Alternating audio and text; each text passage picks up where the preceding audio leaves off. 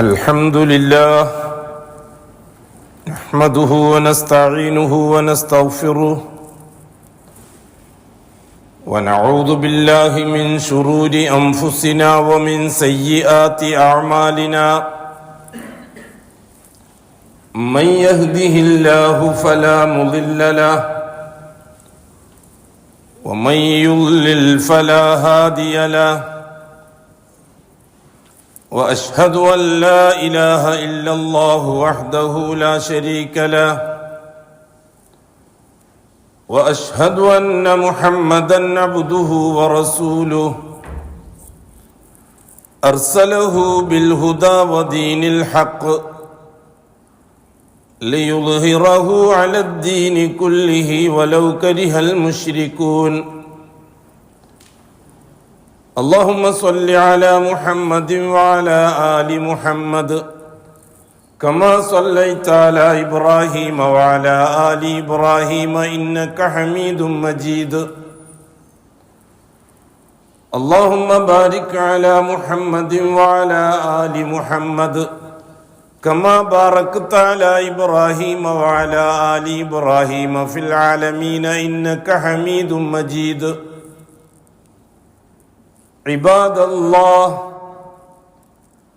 أوصيكم ونفسي أولا بتقوى الله يا أيها الذين آمنوا اتقوا الله حق تقاته ولا تموتن إلا وأنتم مسلمون يا أيها الذين آمنوا اتقوا الله وقولوا قولا سديدا يصلح لكم أعمالكم ويغفر لكم ذنوبكم ومن يطع الله ورسوله فقد فاز فوزا عظيما يا أيها الناس اتقوا ربكم الذي خلقكم من نفس واحدة وخلق منها زوجها وبث منهما رجالا كثيرا ونساء واتقوا الله الذي تساءلون به والأرحام إن الله كان عليكم رقيبا أما بعد فإن أصدق الحديث كتاب الله وخير الهدي هدي محمد صلى الله عليه وسلم وشر الأمور محدثاتها وكل محدثة بدعة وكل بدعة ضلالة وكل ضلالة في النار അല്ലാഹുവിൻ്റെ സത്യവിശ്വാസികളായ അടിമകളെ, തഖ്വയുള്ളവരായി ജീവിക്കുകയും അതുവഴി ദുനിയാവിലും ആഖിറത്തിലും അല്ലാഹു പൊരുത്തപ്പെടുന്ന ജീവിതം സമ്പാദിക്കുകയും ചെയ്യണമെന്ന് ആദ്യമായി എന്നോടും തുടർന്ന് നിങ്ങൾ ഓരോരുത്തരോടും വസിയത്ത് ചെയ്യും. അല്ലാഹു സുബ്ഹാനഹു വ തആല ഈ ഭൂലോകത്ത് മനുഷ്യചരിത്രത്തിന് 4 ഘട്ടങ്ങൾ നിശ്ചയിച്ചു വെച്ചിട്ടുണ്ട്. അതേ ഘട്ടങ്ങൾ തന്നെയാണ് ദീനുൽ ഇസ്ലാമിന്റെ ചരിത്രമായിട്ടും അല്ലാഹു തആല വിശദീകരിച്ചു തന്നത്. ഈ 4 ഘട്ടങ്ങളെ ഒരു ആയത്തിൽ അല്ലാഹു തആല നമ്മെ ഓർമ്മിപ്പിക്കുന്നു. ഇന്നല്ലാഹ അസ്തഫ ആദം വ നൂഹൻ വ ആല ഇബ്രാഹിം വആല ഇമ്രാൻ അലൽ ആലമീൻ. തീർച്ചയായും അല്ലാഹു സുബ്ഹാനഹു വ തആല ആദമിനെ തെരഞ്ഞെടുത്തിരിക്കുന്നു. ഇന്നല്ലാഹ അസ്തഫ ആദം. ഇത് മനുഷ്യ ചരിത്രത്തിന്റെ 1-ാം ഘട്ടമാണ്. ആ ഘട്ടമാവട്ടെ മനുഷ്യന്റെ ശൈശവഘട്ടവുമാണ്. അതേസമയം ദീനുൽ ഇസ്ലാമിന്റെയും 1-ാം ഘട്ടമാണ്. വനൂഹൻ, 2-ാമത്തെ ഘട്ടം നൂഹി കാലഘട്ടമാണ്. നൂഹ് നബി അലൈഹിസ്സലാത്തു വസ്സലാം മുതൽ ഇബ്രാഹിം അലൈഹിസ്സലാത്തു വസ്സലാം വരെയുള്ളതാണ് 2-ാം ഘട്ടം. ദീനുൽ ഇസ്ലാമിന്റെയും 2-ാം ഘട്ടമാണത് ചരിത്രപരമായി. സ്വാഭാവികമായും നമുക്ക് ആ ഘട്ടത്തെ ബാല്യഘട്ടം എന്ന് പറയാം. മനുഷ്യ ചരിത്രത്തിന്റെയും ഇസ്ലാമിന്റെ ചരിത്രത്തിന്റെയും ബാല്യഘട്ടമാണ് ഈ സംഭവം, ഈ കാലഘട്ടം. 3-ാമതായിട്ട് അല്ലാഹു സുബ്ഹാനഹു വ തആല പറഞ്ഞത് വആല ഇബ്രാഹിം, വആല ഇബ്രാഹിം, ഇബ്രാഹിമിന്റെ കുടുംബത്തെയും നാം തെരഞ്ഞെടുത്തിരിക്കുന്നു. ഇന്നല്ലാഹ അസ്തഫ ആദമ വ നൂഹൻ വ ആല ഇബ്രാഹിം. ഇബ്രാഹീമിന്റെ കുടുംബത്തെ അലൈഹിസ്സലാത്തു വസ്സലാം അവരെയും ഞാൻ തെരഞ്ഞെടുത്തിരിക്കുന്നു. മനുഷ്യ ചരിത്രത്തിന്റെ യൗവനഘട്ടമായിട്ടാണ് ഈ ഘട്ടത്തെ നാം കാണുന്നത്. ഇബ്രാഹിം അലൈഹിസ്സലാത്തു വസ്സലാം മുതൽ അഷ്റഫുൽ ഖൽഖ് സല്ലല്ലാഹു അലൈഹി വസല്ലമ തങ്ങളുടെ കാലഘട്ടം വരെയുള്ള മൂന്നാം ഘട്ടം. ഈ മൂന്നാം ഘട്ടം മനുഷ്യ ചരിത്രത്തിന്റെ യൗവനഘട്ടമാണ്. അതേപോലെ ദീനുൽ ഇസ്ലാമിന്റെയും യൗവനഘട്ടമാണ് ചരിത്രത്തിൽ ഈ മൂന്നാം ഘട്ടം. നാലാമതായിട്ട് അല്ലാഹു തആല പറഞ്ഞത് വ ആല ഇമ്രാൻ, ഇമ്രാന്റെ കുടുംബത്തെയും ഞാൻ തെരഞ്ഞെടുത്തിരിക്കുന്നു എന്ന്. അഷ്റഫുൽ ഖൽഖിൽ ഇബ്രാഹിം അലൈഹി സ്വലാത്തു വസ്സലാമിന്റെ കുടുംബം എന്ന് പറയുമ്പോൾ അത് ഇസ്മായിലി പാരമ്പര്യത്തിൽ അഷ്റഫുൽ ഖൽഖിന്റെ കാലഘട്ടം വരെയുള്ള ഘട്ടമായി. തൊട്ടപ്പുറത്ത് ആലു ഇമ്രാനെ വിശദീകരിച്ച് പറയാൻ കാരണം എന്താണ്? ഇബ്രാഹിം അലൈഹി സ്വലാത്തു വസ്സലാമിന്റെ മകൻ ഇസ്ഹാഖി അലൈഹി സ്വലാത്തു വസ്സലാമിന്റെ പാരമ്പര്യത്തിൽ ഇസ്രായേലി പാരമ്പര്യം ഈസാ അലൈഹി സ്വലാത്തു വസ്സലാമിൽ ചെന്ന് അവസാനിക്കുന്നു. ഈ ഈസാ അലൈഹി സ്വലാത്തു വസ്സലാമിൽ ചെന്ന് അവസാനിക്കുന്ന ഘട്ടത്തിനാണ് അല്ലാഹു തആല ഇവിടെ ആലു ഇമ്രാൻ എന്ന് പറഞ്ഞത്, ഇമ്രാന്റെ കുടുംബം എന്ന്. ഹസ്രത്ത് മൂസ അലൈഹി സ്വലാത്തു വസ്സലാം മുതൽ ഈസാ അലൈഹി സ്വലാത്തു വസ്സലാം വരെ, ഹാറൂൻ നബി അലൈഹി സ്വലാത്തു വസ്സലാം അതുപോലെയുള്ള പ്രവാചകന്മാരൊക്കെ ഇസ്രായേലി പാരമ്പര്യത്തിലാണ്, അഥവാ ഇസ്ഹാക്കിന്റെ പേരക്കുട്ടികളാണ് അവർ. അഷ്റഫുൽ ഖൽഖ് ആവട്ടെ ഇസ്മായിൽ അലൈഹി സ്വലാത്തു വസ്സലാമിന്റെ പേരക്കുട്ടിയാണ്. മൂന്നാം ഘട്ടത്തെ ഈ രണ്ട് ചാനലിലൂടെ വിശദീകരിക്കാനാണ് വാല ഇമ്രാൻ വാല ഇബ്രാഹിം വാല ഇമ്രാൻ എന്ന് അല്ലാഹു തആല പറഞ്ഞത്. അപ്പം ബഹുമാനപ്പെട്ട അഷ്റഫുൽ ഖൽഖ് സ്വല്ലല്ലാഹു അലൈഹി വസല്ലമ തങ്ങളോടുകൂടി മൂന്നാം ഘട്ടം അവസാനിക്കുകയും നാലാമത്തെ ഘട്ടം തുടങ്ങുകയും ചെയ്യുന്നു. നാലാം ഘട്ടം എന്നതുകൊണ്ട് ഉദ്ദേശിക്കുന്നത് മനുഷ്യ ചരിത്രത്തിന്റെ വാർദ്ധക്യഘട്ടമാണ്. അതേസമയം ദീനുൽ ഇസ്ലാമിന്റെയും വാർദ്ധക്യഘട്ടമാണ്. അതുകൊണ്ട് തന്നെയാണ് മുഹമ്മദ് മുസ്തഫ തങ്ങൾക്ക് ശേഷം ഇനിയൊരു റസൂലില്ല, ഇനിയൊരു നബിയില്ല, ഇനിയൊരു ശരീഅത്തും ഇല്ല, ഒരു പുതിയ ശരീഅത്തും ഇനിയില്ല. എന്താ കാര്യം? മനുഷ്യ ചരിത്രത്തിന്റെ വാർദ്ധക്യഘട്ടമാണ്. വാർദ്ധക്യഘട്ടം പര്യവസാനിക്കുന്നത് ഖിയാമത്ത് നാളിലാണ്.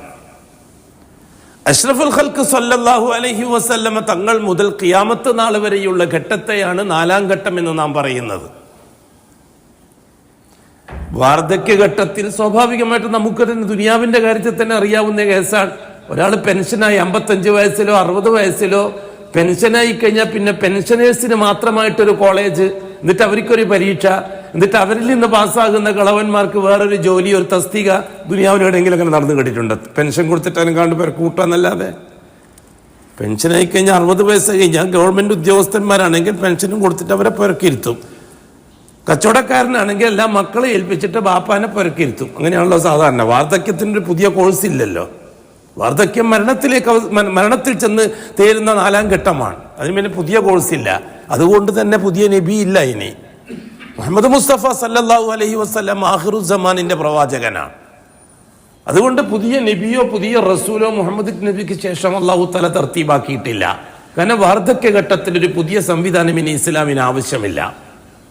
ദീനുൽ ഇസ്ലാമിന്റെയും വാർദ്ധക്യ ചരിത്രമാണ് അഷ്റഫുൽ ഖൽഖിന്റെ റിസാലത്തിന് ശേഷം ഖിയാമത്ത് നാൾ വരെ സംഭവിക്കാൻ പോകുന്നത്.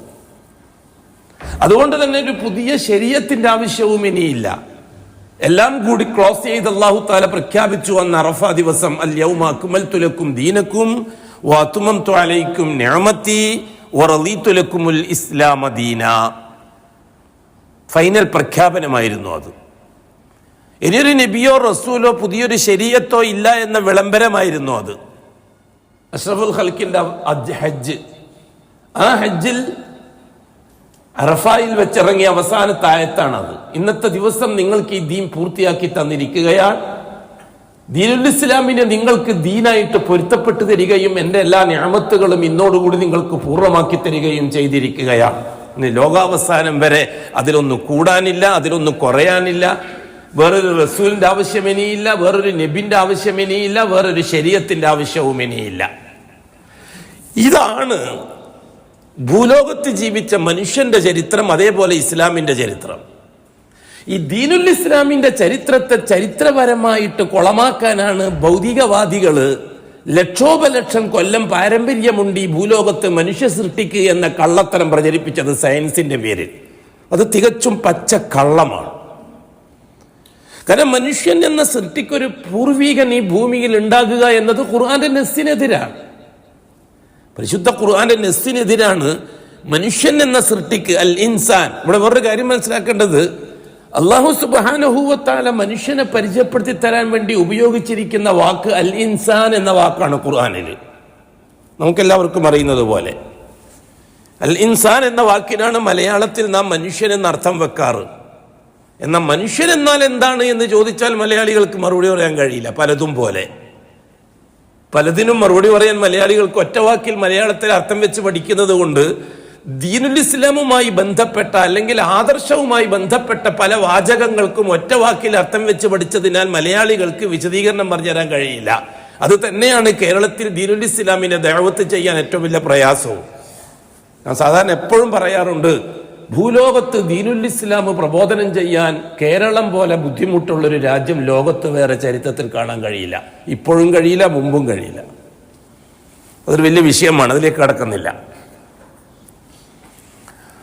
ഇവിടെ മനുഷ്യൻ എന്ന് ഒറ്റവാക്കിൽ അർത്ഥം വെച്ച് പഠിക്കുകയും പിന്നെ ഭൗതികവാദികൾ മനുഷ്യനെ പരിചയപ്പെടുത്തി തരുമ്പോൾ ഈ മനുഷ്യൻ എന്ന വാക്ക് വെച്ചുകൊണ്ട് നാം അതിനെ വിശദീകരിക്കുകയും ചെയ്യപ്പോൾ നമ്മളും ജഹാലത്തിൽ ചെന്നുപെട്ടു. അതിന് നാം സയൻസ് എന്ന് പേര് വിട്ടു. അതോടുകൂടി എല്ലാം കൊളായി. സയന്റിസ്റ്റുകൾ അതിനെ സംബന്ധിച്ച് അഭിപ്രായങ്ങൾ പറഞ്ഞിട്ടില്ല. ചരിത്രകാരന്മാരാണ് അതിനെ വളച്ചൊടിക്കാൻ വേണ്ടി മെനക്കെട്ടത്. കാരണം അവർക്ക് അതിന്റെ ആവശ്യമുണ്ട്. പരിശുദ്ധ ഖുർആനിൽ നമുക്ക് പഠിപ്പിച്ചു തന്ന അൽ ഇൻസാൻ എന്ന ആ മനുഷ്യൻ ആരാണ് ആ മനുഷ്യൻ? ഖുർആൻ വിഭാവനം ചെയ്യുന്ന മനുഷ്യർ ആരാണ്? എന്താണ് മനസ്സിലാക്കി വെച്ചിരിക്കുന്നത്? അല്ലാഹു തആല ഏതു മനുഷ്യനെയാണ് വിളിച്ചിരിക്കുന്നത്? ആരാണ് ഈ മനുഷ്യൻ? പരിശുദ്ധ ഖുർആൻ അതിന് തഫ്സീർ പറഞ്ഞിട്ടുണ്ട്. ഖുർആന്റെ വാചകങ്ങൾക്ക് ഖുർആൻ കൊണ്ട് തന്നെയാണ് നാം തഫ്സീർ എടുക്കേണ്ടത്. അല്ലാഹു സുബ്ഹാനഹു വ തആല ഭൂമിയിൽ ജീവിക്കാൻ തുടങ്ങിയ ഈ മനുഷ്യൻ എന്ന സൃഷ്ടിയെ അഭിസംബോധനം ചെയ്യുന്നതിന് ഉപയോഗിച്ചൊരു വാചകമാണ് യാ ബനി ആദം എന്ന്. അപ്പോൾ ഇൻസാൻ എന്ന് വെച്ചാൽ ആരാണ്? ഈ ഭൂമിയിൽ ഒരു സൃഷ്ടി മനുഷ്യനാകണമെങ്കിൽ അതിന്റെ ഷർത്ത് അയ്യക്കൂന ആദമിയ, അവൻ ആദമിന്റെ സന്തതിയായിരിക്കണം. എപ്പോഴും മനസ്സിലാക്കി വെച്ചിരിക്കണം. പരിശുദ്ധ ഖുർആൻ സംസാരിക്കുന്നത് ആദമിന്റെ സന്തതികളോടാണ്. അപ്പൊ മനുഷ്യൻ എന്ന സൃഷ്ടിയെ അള്ളാഹു പരിചയപ്പെടുത്തി തരുന്നത്, അഥവാ ഭൂമിയിൽ ജീവിക്കുന്ന മനുഷ്യൻ, ഒരു സൃഷ്ടി മനുഷ്യനാകാനുള്ള വ്യവസ്ഥ എന്താ? രണ്ട് കാലിൽ നടക്കുക എന്നതാണോ? രണ്ട് കൈകൊണ്ട് വാരി തിന്നുക എന്നതാണോ? അതോ തലയോടും തലയോട്ടിന്റെ അകത്തിച്ചിരി തലച്ചോറും, അതാണോ മനുഷ്യൻ എന്ന സൃഷ്ടിയുടെ വിശദീകരണം? മനുഷ്യൻ എന്ന സൃഷ്ടി, ഒരു സൃഷ്ടി മനുഷ്യനാകാൻ അതിന്റെ വ്യവസ്ഥ രണ്ട് കാലിൽ നടക്കുന്ന, രണ്ട് കൈകൊണ്ട് വാരി തിന്നുന്ന ഒരുത്തനായിരിക്കാന്നല്ല. പരിശുദ്ധ ഖുർആൻ മനുഷ്യനാകാനുള്ള ഷർത്ത് പറഞ്ഞു തന്നിട്ടുണ്ട്. ഒരു സൃഷ്ടി മനുഷ്യനാകണമെങ്കിൽ അവൻ ആരായിരിക്കണം? അയ്യക്കൂന ആദമിയ, അവൻ ആദമിന്റെ സന്തതിയായിരിക്കണം. അപ്പൊ ആദമിന്റെ സന്തതിയല്ലാത്തൊരു സൃഷ്ടിയെ മനുഷ്യൻ എന്ന് വിശേഷിപ്പിക്കുന്നത് ജഹാലത്താണ്. അതാരായാലും, സയന്റിസ്റ്റുകളായാലും ഹിസ്റ്ററിക്കാരായാലും, അത് കടുത്ത ജഹാലത്താണ്.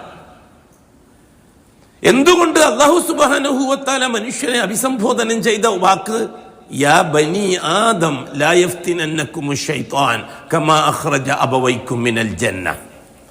ഭൂമിയിൽ ജീവിക്കാൻ തുടങ്ങിയ മനുഷ്യൻ, തുടക്കക്കാരനായ, അതെ ഞാൻ നേരത്തെ സൂചിപ്പിച്ച ശൈശവഘട്ടം പിന്നിടുന്ന ഭൂമിയിലെ മനുഷ്യനോട് അല്ലാഹു തആല സംസാരിച്ചത് യാ ബനി ആദം, ഓ മനുഷ്യരെ, അഥവാ ആദമിന്റെ സന്തതികളെ. എന്താണ് അതിന്റെ വാക്കിന്റെ അർത്ഥം? യാ ബനി ആദം, ഓ ആദമിന്റെ മക്കളെ, അഥവാ മനുഷ്യരെ, ലാ യഫ്തിനന്നകും, നിങ്ങളെ കുഴപ്പത്തിലാക്കാതെ സൂക്ഷിച്ചോളണം. ശൈത്താൻ നിങ്ങളെ പ്രശ്നത്തിലാക്കാതെ, കുഴപ്പത്തിലാക്കാതെ നോയിക്കൊള്ളണം. കമാ അഖ്റജ അബവൈകും മിനൽ ജന്ന, നിങ്ങളുടെ ഉമ്മാനെയും ബാപ്പാനെയും സ്വർഗത്തിൽ നിന്ന് അവൻ പുറത്തു ചാടിച്ചതുപോലെ നിങ്ങളെയും കുഴപ്പത്തിലാക്കാതെ നോക്കിക്കൊള്ളണമെന്ന് അല്ലാഹു തആല സംസാരിച്ചത് മനുഷ്യൻ എന്ന സൃഷ്ടിയിലെ തുടക്കക്കാരോടാണ്, ശൈശവഘട്ടത്തിൽ ഈ ഭൂമിയിൽ ജീവിക്കുന്നവരോടാണ്. അവരെ അല്ലാഹു സുബ്ഹാനഹു വ തആല വിളിച്ചത് യാ അയ്യുഹൽ ഇൻസാൻ എന്നല്ല, യാ ബനി ആദം എന്നാണ്. അപ്പൊ മനുഷ്യൻ ആരാണ്? ഖുർആൻ പറയുന്ന മനുഷ്യൻ ആരായിരിക്കണം? അത് ആദമിന്റെ സന്തതി തന്നെ ആയിരിക്കണം. രണ്ടാമത് നാളെ ആഖിറത്തിൽ അല്ലാഹു സുബ്ഹാനഹു വ തആല ഈ സൃഷ്ടിയെ അഭിസംബോധനം ചെയ്യുന്നത് എങ്ങനെയായിരിക്കും? അല്ലാഹു തആല പറഞ്ഞു സൂറത്തു യാസീൻ, അലം അഹദ് ഇലൈക്കും യാ ബനി ആദം അല്ലാ തഅബുദു ശൈത്താൻ. മരണത്തിന് ശേഷം ഹിസാബിന്റെ സന്ദർഭത്തിൽ ഹശ്റിന്റെ മൈതാനിയിൽ അല്ലാഹു തആല മനുഷ്യനെ അഭിസംബോധന ചെയ്യാൻ ഉപയോഗിക്കുന്ന വാക്കതാണ്, അലം അഹദ് ഇലൈക്കും, നിങ്ങൾക്ക് ഞാൻ മനസ്സിലാക്കി തന്നിട്ടില്ലായിരുന്നോ, യാ ബനി ആദം, ഓ ആദമിന്റെ സന്തതികളെ അഥവാ മനുഷ്യരെ, അല്ലാ തഅബുദു ശൈത്വാൻ, നിങ്ങളെ പ്രശ്നത്തിൽ ശൈത്വാനെ ഇടപെടിപ്പിക്കരുത്, ജിന്നുകളെ ഇടപെടിപ്പിക്കരുത് എന്ന് ഞാൻ നിങ്ങൾക്ക് മനസ്സിലാക്കി തന്നിട്ടില്ലായിരുന്നോ? നാളെ ആഖിറത്തിൽ അല്ലാഹു തആല വിളിക്കുന്നതും യാ ബനി ആദം, ഇന്ന് ദുനിയാവിൽ വിളിച്ചതും യാ ബനി ആദം. അപ്പോൾ ഒരു സൃഷ്ടി മനുഷ്യനാകാനുള്ള ഷർത്ത് അവൻ ആദമിന്റെ സന്തതിയായിരിക്കണം. അപ്പോൾ സ്വാഭാവികമായും മൻഹുവ ആദം, ആരാണ് ഈ ആദം? ആദമിന്റെ സന്തതിയാണെന്ന് പറയുമ്പോൾ ആദം ആരാണെന്ന് മനസ്സിലാക്കണമല്ലോ. വല്ലാഹി ആദം ആകാശത്തിന്റെ സൃഷ്ടിയാണ്, ഭൂമിയുടെ സൃഷ്ടിയല്ല. അതുകൊണ്ട് തന്നെ ഭൂമിയിൽ ആദമിന് മുമ്പ് മനുഷ്യന്റെ പൂർവികനെ കണ്ടെത്തുക എന്നുള്ളത് ജഹാലത്താണ്, വിവരക്കേടാണ്, കടുത്ത ജഹാലത്താണ്. ആദം അലൈഹിസ്സലാത്തു വസ്സലാമിന് മുമ്പ് ഈ ഭൂമിയിൽ മനുഷ്യനുണ്ടായിരുന്നു എന്ന് കണ്ടെത്തൽ ഖുർആന്റെ നസ്സിനെതിരാണ്, അത് കുഫറാണ്. അങ്ങനെ ഒരു വാദം കുഫറാണ്. അത് സയന്റിസ്റ്റുകൾ വാദിച്ചാലും ശരി, ഹിസ്റ്ററിക്കാർ വാദിച്ചാലും ശരി, ആ വാദം കുഫറാണ്. കാരണം പരിശുദ്ധ ഖുർആന്റെ നസ്സാൻ, ഭൂമി ആകാശത്തിൽ നിന്ന് വന്നവനാണ് ആദം എന്ന വാദം. അപ്പോൾ ആദം അലൈഹിസ്സലാത്തു വസ്സലാം അപ്പൊ നമ്മൾ അതുകൊണ്ടാണ് പറയുന്നത് ആദം അലൈഹിസ്സലാത്തു വസ്സലാം ആദ്യത്തെ മനുഷ്യന്റെ ഉൽപ്പത്തി നിർമ്മാണം, മനുഷ്യൻ എന്ന സൃഷ്ടിയുടെ ഉൽപ്പത്തിയെ നിർമ്മിച്ചത് അഭൗതിക ലോകത്ത് വെച്ചാണ്, പ്രത്യുൽപാദനം നടന്നത് ഭൗതിക ലോകത്ത് വെച്ചാണ്. ഉൽപ്പത്തിയുമായി ബന്ധപ്പെട്ടിട്ടാണല്ലോ ഒരു സൃഷ്ടിയുടെ പൂർവികതയും പാരമ്പര്യവും പഠിക്കാൻ തയ്യാറാകുക. ആദം അലൈഹിസ്സലാത്തു വസ്സലാമിന് മുമ്പ് ഭൂമിയിൽ ഒരു മനുഷ്യനുണ്ട് എന്ന ചിന്താഗതി ഖുർആൻ നസ്സിനെതിരാണ്. ആദമിന് മുമ്പ് ഈ ഭൂമിയിൽ മനുഷ്യൻ എന്ന സൃഷ്ടി ഉണ്ടായിട്ടില്ല. അപ്പൊ പിന്നെ പൂർവിക മനുഷ്യനെ കണ്ടെത്താനുള്ള പരിശ്രമം പാഴുവേലയാണ്. പരിശ്രമിക്കുന്നവർ പരിശ്രമിക്കട്ടെ, നാം അതിനെ നിരുത്സാഹപ്പെടുത്തുന്നില്ല, നാം അതിനെ നിഷേധിക്കുന്നുമില്ല, നാം അതിനോട് പ്രതിഷേധ രീതി രൂപീകരിക്കുന്നുമില്ല. നാം പറയുന്നത് മനുഷ്യൻ എന്ന അഡ്രസ്സിൽ പൂർവികനെ കണ്ടെത്താൻ മെനക്കിടുന്നത് ജഹാലത്താണ്. അതാര് കണ്ടെത്താൻ മെനക്കെട്ടാലും ശരി, എത്ര വലിയ പണ്ഡിതം കണ്ടെത്താൻ മെനക്കെട്ടാലും ശരി. ഇവിടെ മനസ്സിലാക്കിയിരിക്കേണ്ട വേറൊരു വിഷയം എന്താണ്? ഈ ആദം എത്ര കാലം ഈ ഭൂമിയിൽ ജീവിച്ചു, എത്ര വയസ്സായിട്ടുണ്ടാവും ഇപ്പൊ ആദമിന്? ഈ 2024 ആദമിന് എത്ര വയസ്സായിട്ടുണ്ടാവും? അപ്പോഴല്ലേ മനുഷ്യന്റെ പാരമ്പര്യം പഠിക്കുന്നതിൽ അർത്ഥമുള്ളൂ. കൂട്ടരെ മനസ്സിലാക്കിക്കൊള്ളുക, മതക്കാരും ഇസക്കാരും മനുഷ്യന്റെ പാരമ്പര്യം പറയുന്നതിൽ പരാജയപ്പെട്ടിട്ടുണ്ട്. ഇസ്ലാം മാത്രമാണ് മനുഷ്യന്റെ പാരമ്പര്യം സംസാരിക്കാറ്. എന്തുകൊണ്ട്? ആദർശത്തിന് മനുഷ്യന്റെ അസ്തിത്വവുമായിട്ട് ബന്ധമുണ്ട് എന്ന് സ്ഥാപിക്കാൻ. അതേസമയത്ത് മതക്കാർക്ക് മനുഷ്യാസ്തിത്വമായിട്ട് മതത്തെ സ്ഥാപിക്കാൻ കഴിയില്ല. മതം വേറെ, ഇസ്ലാം വേറെ. ഞാൻ പലപ്പോഴും പറയാറുണ്ട്, 3 ഘടകങ്ങളാണ്. ഒന്ന് മതങ്ങൾ, പിന്നൊന്ന് ഇസങ്ങൾ, പിന്നൊന്ന് ഇസ്ലാം. വല്ലാഹി മതങ്ങളുടെ കൂട്ടത്തിൽപ്പെട്ടതല്ല ഇസ്ലാം. നിങ്ങൾ എന്ത് വ്യാഖ്യാനിച്ചാലും ശരി, നിങ്ങൾ എങ്ങനെ പ്രതികരിച്ചാലും ശരി, ഈ പ്രതികരിക്കുന്നവർക്ക് എത്രത്തോളം ഇക്കാര്യത്തിൽ അറിവുണ്ട് ഇല്ല എന്നുള്ള കാര്യം നമ്മൾ മനസ്സിലാക്കിയിട്ടുണ്ട്. അതുകൊണ്ട് ഞാൻ പറയുന്ന പല വാക്കുകളുടെയും സാരാംശം മനസ്സിലാക്കാനുള്ള ബോധം സലഫികൾക്ക് പോലും ഇല്ലാതായിപ്പോയി എന്നതൊരു സങ്കടകരമായ വിഷയമാണ്. കാരണം എന്താണെന്നറിയുമോ? ദീനുൽ ഇസ്ലാമിന്റെ പ്രമാണം പഠിക്കാൻ തയ്യാറാകാത്തതുകൊണ്ടാണത്. ഖുർആനും തിരുസുന്നത്തും താരീഖും വെച്ചുകൊണ്ട് ദീനുൽ ഇസ്ലാമിന്റെ അടിത്തറ പഠിക്കണം, എന്നാലേ ഇസ്ലാമിൽ തുടരാൻ പറ്റുകയുള്ളൂ. അല്ലെങ്കിൽ ഇങ്ങനെ വെറുതെ എന്തെങ്കിലും പറയുക, എന്തെങ്കിലും കേൾക്കുക, എന്തെങ്കിലും മനസ്സിലാക്കുക എന്നുള്ളതാണ്. ഈ വിഷയത്തിലും അങ്ങനെ തന്നെ പല വിഷയവും പറഞ്ഞതുപോലെ പല വിഷയവും വളരെ കൃത്യമായ ഇടപെടലുകൾ നടത്തിയിട്ടുണ്ട്. അതങ്ങനെ തന്നെയാണ് എന്നത് ഇപ്പോഴും സമ്മതിക്കുന്നു. ഒന്നും തിരുത്തേണ്ടി വന്നിട്ടില്ല, ഒന്നും കൂട്ടേണ്ടി വന്നിട്ടില്ല. എങ്ങനെ? ഏറ്റവും വലിയ പണ്ഡിതൻ എന്ന് പറയുന്ന യൂസുഫുൽ ഖർലാബിക്ക് പോലും തിരുത്തേണ്ടി വന്നിട്ടുണ്ട്. ഷീഈ പാരമ്പര്യ രാഷ്ട്രീയക്കാരെ അനുകൂലിച്ചത് ശരിയല്ല എന്ന് യൂസുഫുൽ ഖർലാബിക്ക് പറയേണ്ടി വന്നിട്ടുണ്ട്, ഖേദം പ്രകടിപ്പിക്കേണ്ടി വന്നിട്ടുണ്ട്. ലെബനാനിലെ ഹിസ്ബുള്ള മുതൽ ഇങ്ങോട്ട് ഗസയിലെ ഹമാസ് വരെയുള്ളവർ ഷീഈ പാരമ്പര്യത്തിന്റെ രാഷ്ട്രീയ വക്താക്കളാണെന്നും അവരെ വെച്ചുകൊണ്ട് ജൂതന്മാര് മുതലെടുക്കുകയാണെന്നും ജൂതന്മാരെ കൊണ്ട് മുസ്ലിമീങ്ങളെ കൊല്ലാൻ ഷിയാക്കൾ അവസരമുണ്ടാക്കുകയാണ്. അത് ഇന്നും ഞാൻ ആ വായ്പ തന്നെയാണ്.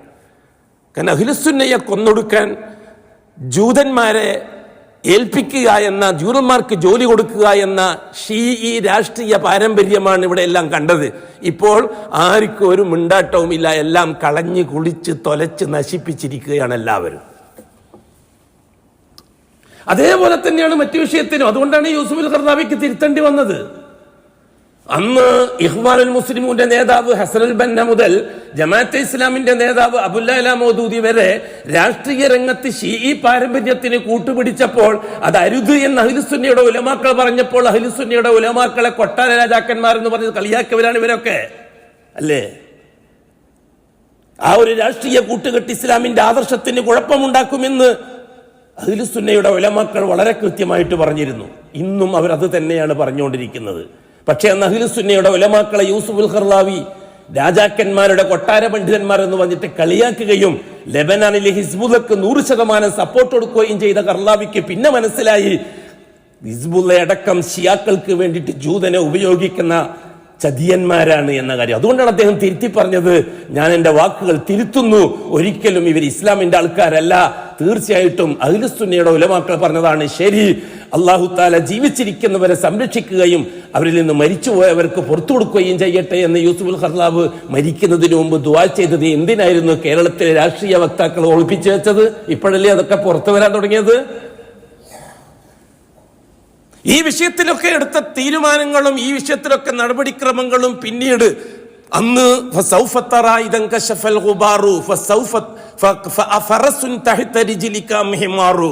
പൊടിപടലങ്ങളൊക്കെ ഒടുങ്ങിക്കഴിഞ്ഞാൽ നിങ്ങളുടെ കാൽച്ചുവട്ടിൽ കഴുതകളായിരുന്നോ അതോ കുതിരകളായിരുന്നോ നിങ്ങൾക്ക് മനസ്സിലായിക്കൊള്ളുമെന്ന് പറഞ്ഞപ്പോൾ പലരും കളിയാക്കി എന്നെ. ഞാനത് പറഞ്ഞിരുന്നു. ഇന്ന് പൊടിപടലങ്ങൾ ഒതുങ്ങിക്കഴിഞ്ഞു. ഇപ്പോൾ കഴുതകളാണോ കുതിരയാണോ തിരിച്ചറിവ് തുടങ്ങിയപ്പോൾ രാജകീയമായ മൗനം. ആർക്കും ഒന്നും പറയാനില്ല. ദിക്ർ അൽക്കിയില്ല, സലാത്ത് അൽക്കിയില്ല മരിച്ചുപോയവർക്ക് വേണ്ടി. ആര് കൊന്നു എന്നത് ഇന്നൊരു മാറിക്കുന്നില്ല. ആർക്ക് വേണ്ടി കൊന്നു, ആര് കൊന്നു, ആർക്കും ഒരു തിരുവാടും അക്കാര്യത്തിൽ ഇപ്പോഴില്ല. ഇതേപോലെ തന്നെ ഞാൻ ഈ വിഷയത്തിൽ വളരെ കൃത്യമായിട്ട് പറയുന്നു നിങ്ങളോട്, മനുഷ്യൻ എന്ന സൃഷ്ടിയെ ആദർശത്തിന്റെയും ഇൻസാനിയത്തിന്റെയും ഇസ്ലാമിയത്തിന്റെയും ഉൽപ്പത്തിയായിട്ട് നാം കാണണം. ആ ഉൽപ്പത്തിയുമായിട്ട് മാത്രമേ ഇൻസാനിയത്തിനെയും ഇസ്ലാമിയത്തിനെയും ബന്ധിപ്പിക്കാൻ പറ്റുകയുള്ളൂ. അങ്ങനെ ബന്ധിപ്പിക്കാൻ മെനക്കെടുമ്പോൾ ഇവിടെ അല്ലാഹു തആല പരിശുദ്ധ ഖുർആനിൽ ഇന്നല്ലാഹ അസ്തഫ ആദം, അല്ലാഹു തആല ആദമിനെ തെരഞ്ഞെടുത്തു എന്ന് പറഞ്ഞത് നുബുവത്തിന്റെ അടിസ്ഥാനത്തിലാണ്. ഇവിടെ ഒന്നാമത്തെ നബി ആദം അലൈഹിസ്സലാത്തു വസ്സലാം. അല്ലെങ്കിൽ എന്ത് പറയേണ്ടി വരും? ആദം ഒരു കാട്ടുമനുഷ്യനാണ്, കാട്ടുമനുഷ്യനെ നബിയാക്കി എന്ന് അല്ലാഹു തആല ചെയ്തു എന്ന് ഈ കാട്ടുമനുഷ്യനെയും നാട്ടുമനുഷ്യനെയും വേർതിരിക്കാൻ മെനക്കെടുന്നവർ തയ്യാറാകേണ്ടി വരും. മനുഷ്യൻ എന്ന സൃഷ്ടിയുടെ ഉൽപ്പത്തി രാജകീയമാണ്, കൃത്യമാണ്, അത് വളരെ ബൃഹത്താണ്, അത് വളരെ ബുദ്ധിപരമാണ്. ഒരു വിഷയത്തിനും ഒരു പോരായ്മയും ആദമീയത്തിന് ചേർന്നിട്ടില്ല. ആയിരുന്നുവെങ്കിൽ അല്ലാഹു തആല ആദമിനെ നബിയാക്കുമായിരുന്നില്ല. ബുദ്ധിപരമായ പോരായ്മകൾ, ജീവിത പോരായ്മകൾ, ഒരു കാടൻ സ്വഭാവം, ഇതൊക്കെയായിരുന്നു ആദമിന്റെ വിശേഷണമെങ്കിൽ ആദമിനെയാണ് അള്ളാഹു നബിയാക്കിയത് എന്ന് പറയേണ്ടി വരും. ഇവിടെ അള്ളാഹു പറഞ്ഞത് എന്താണ്? ഇന്നല്ലാഹ അസ്തഫ ആദം, ആദമിനെ അള്ളാഹ് തെരഞ്ഞെടുത്തിട്ടുണ്ട് എന്ന്. കാടനെയാണ്. അല്ലെങ്കിൽ പിന്നെ കാടൻ ആദമിന് മുമ്പുള്ളവരാണെന്ന് പറയേണ്ടി വരും. അവൻ മൻഹും, ആരാണ് ഈ ആദമിന് മുമ്പുള്ളവർ? വല്ലാഹി ആദമിന് മുമ്പ് അസ്തിത്വപരമായ ഒരാളെ കാണിച്ചു തരാൻ കഴിയില്ല. കാരണം ഏകപക്ഷീയമായി ഇല്ലായ്മയിൽ നിന്ന് ആകാശലോകത്ത് അള്ളാഹു നിർമ്മിച്ച വ്യക്തിയാണ് ആദം. അല്ലാന്ന് പറയാൻ തയ്യാറുണ്ടോ? പരിശുദ്ധ ഖുർആനിന്റെ നസ്സാണ്. അപ്പൊ സ്വാഭാവികമായിട്ട് നമുക്ക് ഇന്നുകളിൽ നിന്നുകൊണ്ട് ഇന്നലകളിലേക്ക് യാത്ര ചെയ്താൽ മതിയല്ലോ. ചരിത്രപരമായ യാത്ര. ഇവിടെ വലിയ ബുദ്ധിയൊന്നും വേണ്ടിയില്ലല്ലോ. പക്ഷെ ഏതെങ്കിലും ഒരു സംഘടനയ്ക്ക് ബുദ്ധിയെ പണയം വെച്ച അടിമക്കൂട്ടത്തിന് ഞാൻ പറയുന്നത് മനസ്സിലായിക്കൊള്ളണമെന്നില്ല. ഇന്നലകളിലേക്ക് യാത്ര ചെയ്യും. ഇത് 2024 21-ാം നൂറ്റാണ്ടാണ്. ഈ 2024 നിന്ന് ഒരു ചരിത്ര വിദ്യാർത്ഥി പിറകോട്ട് സഞ്ചരിക്കുകയാണ്. ഒരു ചരിത്ര വിദ്യാർത്ഥിക്ക് അറിയണം. കാരണം അവൻ ഒരു മിംഗ്ലിംഗ് സൊസൈറ്റിയിലാണ്. അതായത് ക്രിസ്ത്യാനികൾ പറയും ഞങ്ങൾക്ക് 2000 കൊല്ലത്തിന്റെ പാരമ്പര്യമുണ്ട്, ജൂതന്മാര് പറയും ഞങ്ങൾക്ക് 4000 കൊല്ലത്തിന്റെ പാരമ്പര്യമുണ്ട്, ആര്യന്മാര് പറയും ഞങ്ങൾക്ക് 6000 കൊല്ലത്തിന്റെ പാരമ്പര്യമുണ്ട്, ദ്രാവിഡന്മാര് പറയും ഞങ്ങൾക്ക് 9000 കൊല്ലത്തിന്റെ ചരിത്ര പാരമ്പര്യമുണ്ട്, മുസ്ലിമീങ്ങളായ നിങ്ങൾക്ക് 1400 കൊല്ലത്തെ കഥയല്ലാതെ വേറെ എന്ത് കഥയാ പറയാനുള്ളത് എന്ന്. കോളേജിൽ പഠിക്കുന്ന കുട്ടികൾ അല്ലെങ്കിൽ ഹൈസ്കൂൾ പഠിക്കുന്ന കുട്ടികൾ എല്ലാ മതത്തിലുള്ള കുട്ടികളുണ്ട്. പഴയ കാലമല്ല. പഴയ കാലം പോലെ ഏതെങ്കിലും ദേശീയ പാർട്ടിക്ക് കളറുള്ള കടലാസ് മുറിച്ചിട്ട് ചുമരിനൊട്ടിക്കുകയോ അല്ലെങ്കിൽ അങ്ങനെ തന്നെ സിന്ദാബാദ് എന്ന് അർത്ഥമായി വിശ്വസിക്കുകയോ ചെയ്യുന്ന കാലഘട്ടമല്ല. രാഷ്ട്രീയത്തിന് അടിയൊഴുക്കുകൾ ഉണ്ടായിട്ടുണ്ട്. പ്രത്യേകിച്ചിട്ട് 1980-കളിൽ ശരീഅത്ത് സംവാദം വന്നപ്പോഴും 990-കളിൽ ബാബരി മസ്ജിദ് തകർച്ച വന്നപ്പോഴും ഇന്ത്യ രാജ്യത്ത് ജീവിക്കുന്ന മുസ്ലിമീങ്ങൾക്കൊരു തിരിച്ചറിവുണ്ടായിട്ടുണ്ട്, ഒരു ബോധമുണ്ടായിട്ടുണ്ട്. ആ ബോധത്തെ ലോകം പേടിക്കുന്നുണ്ട്. അതൊക്കെ വേറെ കഥകൾ, അതൊന്നും ഇപ്പൊ പറയാൻ പറ്റിയ ദീർഘമായ വിഷയങ്ങളാണ്. അതുകൊണ്ട് തന്നെ തിരിച്ചറിവുള്ള സമൂഹമാണ് നാം. നമുക്ക് ഇന്നലകളിലേക്ക് സഞ്ചരിക്കേണ്ടി വരും ചരിത്രത്തെ അന്വേഷിച്ചുകൊണ്ട്. പഴയ കാലമല്ല ഇത്. ലാ ഇലാഹ ഇല്ലല്ലയെ ദിക്ർ ഹൽക്കയിലും ബിരിയാണിയിലും ഒതുക്കി, മുഹമ്മദുർ റസൂലുള്ളയെ സലാത്ത് ഹൽക്കയിലും ബിരിയാണിയിലും ഒതുക്കി, സമൂഹത്തിന്റെ ആവശ്യ പൂർത്തീകരണത്തിന് ആത്മീയ ബന്ധമുണ്ടാക്കാൻ ജാറങ്ങളെ പണിത് പുരോഹിത വർഗവും ഭരണകൂടവും മഹാഭൂരിപക്ഷം വരുന്ന ഈ സമൂഹത്തെ ചൂഷണം ചെയ്യുന്ന കാലം പോയി. കാലത്തിന് ഏതാണ്ട് ലോകത്തിന് കാര്യം മനസ്സിലായി തുടങ്ങിയിട്ടുണ്ട്. അതുകൊണ്ട് തന്നെ ചരിത്ര വിദ്യാർത്ഥി ഇന്നലകളിലേക്ക് സഞ്ചരിക്കും, ചരിത്രത്തെ അന്വേഷിച്ചുകൊണ്ട്. എന്താണ് ഈ മനുഷ്യനെന്ന് അന്വേഷിച്ചുകൊണ്ട്. 2024 നിന്ന് പിറകിലോട്ട് 1485 കൊല്ലം പിറകോട്ട് സഞ്ചരിച്ചാൽ ആ വിദ്യാർത്ഥിക്ക് ഏത് കാലഘട്ടത്തിൽ എത്താൻ പറ്റും? മുഹമ്മദുർ റസൂലുള്ളാഹിൽ എത്താൻ പറ്റും, ഇല്ലേ? 2024 നിന്ന് 1480 സംതിങ് കൊല്ലം പിറകോട്ട് പോയാൽ ആ ചരിത്രം ചെന്ന് മുട്ടുന്നത് മക്കയിലെ മുഹമ്മദ് മുസ്തഫ തങ്ങളിലേക്കാണ്, അല്ലേ? ഈ 2024 നിന്ന് തൊട്ട് മുമ്പുള്ള അഷ്റഫുൽ ഖൽക്കിന്റെ തൊട്ട് മുമ്പുള്ള ചരിത്രസന്ധിയിലെ പ്രവാചകൻ ഈസാ അലൈഹി സ്വലാത്തു വസ്സലാമാണ്, അല്ലേ? ഈ 24 നിന്ന് എത്ര കൊല്ലം പിറകോട്ട് സഞ്ചരിക്കണം ഈസാ നബിയിലെത്താൻ? 2000 കൊല്ലം സഞ്ചരിക്കണം. കൃത്യമായിട്ട് പറഞ്ഞാൽ 2024 കൊല്ലം പിറകോട്ട് പോയാൽ ഈസാ നബി അലൈഹി സ്വലാത്തു വസ്സലാമിന്റെ കാലഘട്ടത്തിലെത്തും. തൊട്ട് മുമ്പുള്ള ചരിത്രസന്ധിയിലെ പ്രവാചകൻ ആരാണ്? ഹസ്രത്ത് മൂസ അലൈഹി സ്വലാത്തു വസ്സലാമാണ്. ഈ 24 എത്ര കൊല്ലം പിറകോട്ട് സഞ്ചരിക്കണം? BC 2000 മൂസ അലൈഹി സ്വലാത്തു വസ്സലാമിന്റെ കാലഘട്ടം. ഇത് AD 2000. അപ്പൊ രണ്ടും കൂട്ടിയ 4000 കൊല്ലം പിറകോട്ട് പോയാൽ മൂസ അലൈഹി സ്വലാത്തു വസ്സലാമിന്റെയും അന്നത്തെ നൈൽ നദീതട സംസ്കാരത്തിലും എത്തിച്ചേരാൻ പറ്റുന്നതാണ്. 4000 കൊല്ലം, അല്ലേ? ആകെ കിതാബ് ഇറങ്ങാൻ തുടങ്ങിയിട്ട് 4000 കൊല്ലമായിട്ടുള്ളൂ. 4 കിതാബാണ് ആകെ ഇറങ്ങിയത്. ആദ്യത്തെ കിതാബ് ഇറങ്ങിയിട്ട് കാലത്തിൽ 2024 എത്ര കൊല്ലായി? 4000 കൊല്ലമല്ലേ ആയിട്ടുള്ളൂ കിതാബ് ഇറങ്ങാൻ തുടങ്ങിയിട്ട്. ആദ്യത്തെ കിതാബ് ഇറങ്ങിയത് ഇഞ്ചിയിൽ മൂസ അലി ദാവൂദ് നബിക്ക് തൗറാത്ത് ഇറങ്ങിയിട്ട് 2000 സംതിങ് 3000 ചില്ലറ കൊല്ലം ആയിട്ടുള്ളൂ. ഈസ നബിക്ക് ഇഞ്ചിയിൽ ഇറങ്ങിയിട്ട് 2000 കൊല്ലത്തോളം ആയിട്ടുള്ളൂ. അഷ്റഫുൽ ഖൽക്കിന് ഖുർആൻ ഇറങ്ങിയിട്ട് 1400 ചില്ലറ, അത്രയല്ലേ ഉള്ളൂ. അന്ധമായ ലക്ഷക്കണക്കിന് കൊല്ലം പഴക്കവും പാരമ്പര്യമുള്ള ഒരു മനുഷ്യാസ്തിത്വമാണെന്ന് ആരും പറഞ്ഞിട്ടില്ല. ഇവിടെ നിങ്ങൾക്ക് തെളിയിക്കാൻ കഴിയില്ല അത്. ഇനി തൊട്ടടുത്തുള്ള ചരിത്രസന്ധിയിലെ പ്രവാചകൻ ഇബ്രാഹിം അലൈഹി സ്വലാത്തു വസ്സലാമാണ്. BC 4000 ചരിത്രം. ബാബിലോണിയൻ സംസ്കാരവുമായിട്ട് ബന്ധിപ്പിച്ചിട്ട് മോഡേൺ ഹിസ്റ്ററിക്കാരൻ പറഞ്ഞു കൊടുത്തത് അങ്ങനെയാണ് ഇസ്ലാമിനെ കൊല്ലാൻ. ബാബിലോണിയൻ സംസ്കാരം ഇബ്രാഹിമി കാലഘട്ടവുമായി ബന്ധപ്പെട്ടതാണ്. AD 2 BC 4 കൂടി കൂട്ടിയ 6000 കൊല്ലത്തെ പഴക്കമുണ്ട് ഇബ്രാഹിമി കാലഘട്ടത്തിന്. എത്രയല്ലേ ഉള്ളൂ? 6000 കൊല്ലം പിറകോട്ട് സഞ്ചരിച്ചാൽ ഇബ്രാഹിമി കാലഘട്ടത്തിലെത്തും. തൊട്ടുമുമ്പുള്ള ചരിത്രസന്ധിയിലെ പ്രവാചകൻ ആരാണ്?